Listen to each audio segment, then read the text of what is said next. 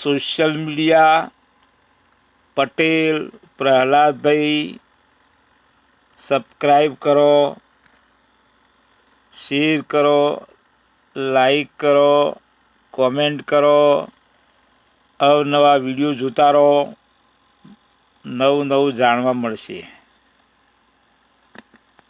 ये ग्राफिक सबसे जरूरी ग्राफिक है, क्योंकि हो सकता है आप नरेंद्र मोदी जी से रुपए पर चर्चा करिए या निर्मला जी से, तो वो नेहरू जी पर इसका दोषारोपण करने लगे कि नेहरू जी नहीं संभालने दे रहे रुपया।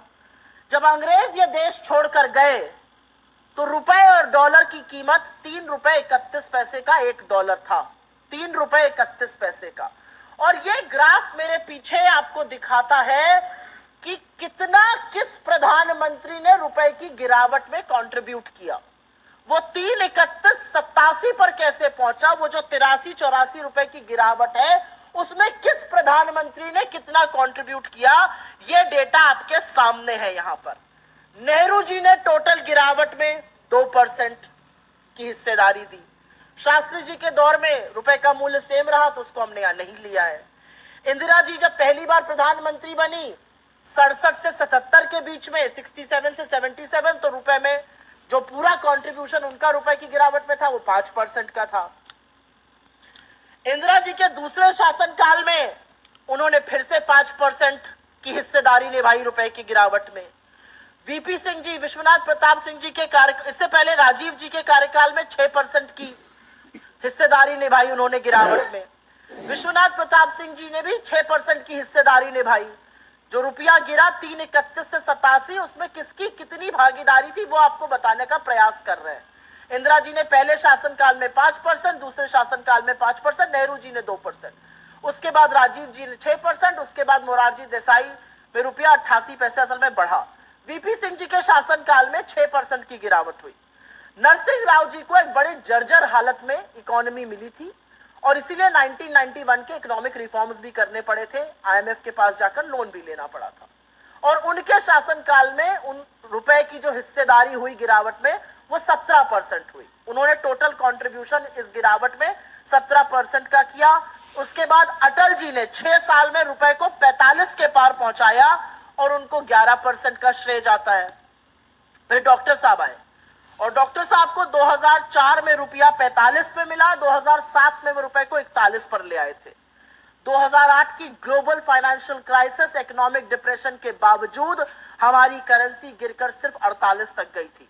लेकिन 2012 में जब टेपर टैंट्रम हुआ, जब फेडरल रिजर्व जो उनका आरबीआई समझ लीजिए सेंट्रल बैंक है अमेरिका का, और उसने बॉन्ड्स को टेपर करने की बात करी, वो बहुत बड़ी एक आर्थिक खबर थी और उससे इमर्जिंग मार्केट की करेंसी खूब गिरी।